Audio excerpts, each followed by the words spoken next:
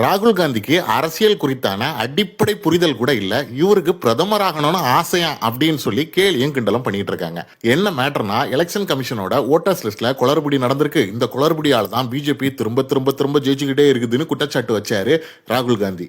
Meeting போட்டு power point பிரசன்டேஷன்லாம் வச்சு நான் பெருசா ஏதோ கண்டுபிடிச்சிட்டேன்னு பயங்கர சீனு. அப்பதான் மக்கள் ஒண்ணு கண்டுபிடிச்சாங்க, அரசியல்னா என்ன, எலெக்ஷன்னா என்னன்னு ராகுல் காந்திக்கு சுத்தமா தெரியல. கீழே இருந்து வளர்ந்து போன ஒரு அரசியல்வாதினா கண்டிப்பா இதெல்லாம் தெரிஞ்சிருக்கும். ராகுல் காந்திக்கு தெரியலங்கிறது பெரிய ஆச்சரியம் எல்லாம் கிடையாது. அரசியல்ல மாவட்ட தலைவர், மாநில தலைவர்னு நிறைய பொறுப்பு இருக்கு இல்லையா, இதெல்லாம் ராகுல் காந்திக்கு தெரிஞ்ச பதவி தான். ஆனா பிஎல்ஏன்னு ஒரு பதவி இருக்கு, அதாவது பூத் லெவல் ஏஜென்ட்.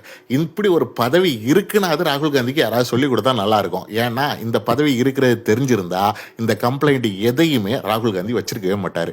எலெக்ஷன் எப்படி நடக்கும்னு பொதுமக்கள் எல்லாத்துக்கும் தெரியும். இருந்தாலும் நான் கூட ஒருக்கா சொல்றேன், நீங்க எலெக்ஷன் போடுறதுக்கு ஒரு பூத்துக்கு போனீங்கன்னா வெளியே போலீஸ் காவலுக்கு நிற்கும். உள்ள போனீங்கன்னா கவர்மெண்ட்ல இருந்து எலெக்ஷன் ஆபீசர்ஸ்னு 4-5 பேர் இருப்பாங்க. இதை தவிர்த்து பின்னால ஒரு பெஞ்சை போட்டு ஒரு 7-8 பேர் உட்கார்ந்துருப்பாங்க. அவங்க தான் பிஎல்ஏ, பூத் லெவல் ஏஜென்ட்ஸ். இவங்க யாரும் கவர்மெண்ட் ஆபீசர்ஸ் கிடையாது. ஒவ்வொரு கட்சியில இருந்து ஒவ்வொரு பூத் லெவல் ஏஜென்ட்ஸை நியமிப்பாங்க. அந்த பூத் லெவல் ஏஜென்ட்ஸ் எதுக்கு உள்ள உட்கார்ந்து இருப்பாருன்னா, எலெக்ஷன் ஆபீசர் கையில ஒரு ஓட்டர்ஸ் லிஸ்ட் இருக்கும் இல்லையா, அதே ஓட்டர்ஸ் லிஸ்ட் அப்படியே கொஞ்சம் கூட மாற்றமே இல்லாம பிஎல்ஏ ஏஜென்ட்ஸ் கையிலயும் இருக்கும். ஒரு நபர் ஓட்டு போட உள்ள வரும்போது கவர்மெண்ட்ல எப்படி அட்டெண்டன்ஸ் மார்க் பண்றாங்களோ அதே போல பிஎல்ஏ ஏஜென்ட்டும் மார்க் பண்ணுவார். இந்த பிஎல்ஏ ஏஜென்ட் அந்த சொந்த ஊரை, அந்த சொந்த பகுதியை சேர்ந்த நபர் தான் கட்டாயமா எல்லா கட்சிகளும் நியமிப்பாங்க.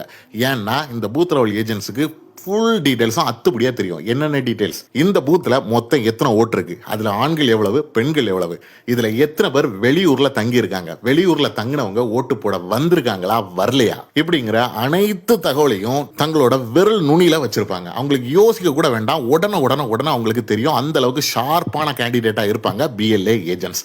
இந்த பூத் லெவல் ஏஜெண்டா பணியை துவங்கினவர் தான் அமித்ஷாவும் மோடிஜியும். ராகுல் காந்திக்கு இப்படி ஒரு பதவி இருக்குன்னு கூட கண்டிப்பா தெரிஞ்சிருக்க சான்ஸே இல்லை.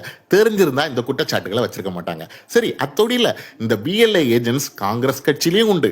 ஒரு இடத்துல எலெக்ஷன் நடக்குது, அந்த பூத்துக்குள்ள காங்கிரஸ் கட்சியினவரும் இருப்பார். அந்த கேண்டிடேட் காங்கிரஸ் கேண்டிடேட் போட்டியிட்டா சரி, இப்போ இந்த பூத் லெவல் ஏஜென்ட் இருக்கார் இல்லையா, இவர் கையில் இருக்க அட்டெண்டன்ஸ் எல்லாம் நீட்டா மார்க் பண்ணி முடிச்சு ஓட்டிங் எல்லாம் முடிஞ்சதுக்கு அப்புறம் அவங்க அந்த ஓட்டிங் பேடை சீல் பண்ணி சைன் பண்ணணும். யாரெல்லாம் சைன் பண்ணணும்? கவர்மெண்ட் ஆஃபீஸர் சைன் பண்ணணும், அங்கே இருக்கிற அத்தனை பிஎல்ஏ ஏஜென்ட்ஸும் சைன் பண்ணணும்.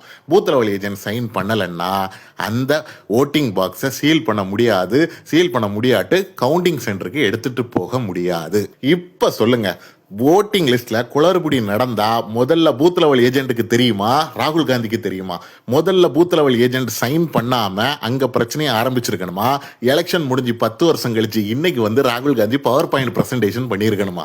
பூத் லெவல் ஏஜென்ட்ஸ்னா யாரு, அவங்களோட வேலை என்னன்னு இப்போ உங்களுக்கு புரிஞ்சிருக்கும்னு நினைக்கிறேன். அப்படி புரிஞ்சிடுச்சுன்னா ராகுல் காந்தி காட்டுற குரலிவத்தையும் உங்களுக்கு கண்டிப்பா புரிஞ்சிருக்கும். கூடுதல் வேடிக்கை என்ன தெரியுமா, ஒரு நபரோட ஓட்டர் ஐடி கார்டை வெளியே எடுத்து போட்டு இந்த நபர் மும்பையிலையும் ஓட்டு போடுவாராம், பெங்களூர்லயும் ஓட்டு போடுவாராம் அப்படின்னு பண்ணாரு பவர் பாயிண்ட் பிரசன்டேஷன்ல. யாரு? ராகுல் காந்தி. ஆனா உண்மை என்னன்னா 2016ல மும்பைல வேலை பார்த்துட்டு இருந்திருக்கிறாரு. அதனால அங்க ஓட்டு போட்டாரு. 2018ல டிரான்ஸ்பர் ஆகி குடும்பத்தோடி பெங்களூர் வந்துட்டாரு. 2018 எலெக்ஷன் கமிஷன்ல போய் எழுதியும் கொடுத்துட்டாரு, நான் குடும்பத்தோடி மகாராஷ்டிரா, அதாவது மும்பைல இருந்து குடிபெயர்ந்து பெங்களூருக்கு வந்துட்டேன்.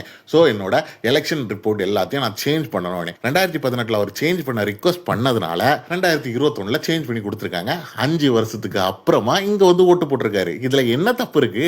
ராகுல் காந்தி என்ன நினைச்சுக்கிட்டாருன்னா, அவரு அமேத்தியில வேணா போட்டி போடுவாரு, அங்க தோத்துருவோன்னு தெரிஞ்சுனா நேரா வந்து வயநாட்டிலையும் போட்டி போடுவாரு. ஆனா ஒரு வாக்காளர் பிறந்த இடத்துலதான் எப்பவுமே வாக்கு போட முடியும் அப்படின்னு யாரோ அவருக்கு தப்பா சொல்லி கொடுத்திருக்காங்க. அந்த தப்பான புரிதலை வச்சுக்கிட்டு பவர் பாயிண்ட் பிரசன்டேஷன் போட்டு இன்னைக்கு இந்தியா முழுவதும் கேளிக்கை பொருளா மாறி இருக்கிறாரு ராகுல் காந்தி. இந்த சம்பவங்கள் குறித்து பார்க்கும்போது உங்களுக்கு என்ன தோணுது? ராகுல் காந்தி இன்னைக்கு இல்ல, இந்த ஜென்மத்துல என்னைக்காவது ஒரு நாள் பிரதமர் பதவி கிட்டையாவது போவாருன்னு நினைக்கிறீங்களா? இல்லப்பா, அதுக்கெல்லாம் வாய்ப்பே இல்லை அப்படின்னு நினைக்கிறீங்களா? அப்படிங்கிறத மறக்காம கமெண்ட்ல தெரியப்படுத்துங்க. இந்த தகவல் உங்களுக்கு பிடிச்சிருந்தனா இந்த வீடியோக்கு இப்பவே ஒரு லைக்கை போட்டுருங்க. இந்த வீடியோவை உங்களுடைய நண்பர்கள் அனைவருக்கும் அனைத்து சமூக வலைதளங்கள் மூலமாகவும் ஷேர் பண்ணுங்க. தேங்க்யூ.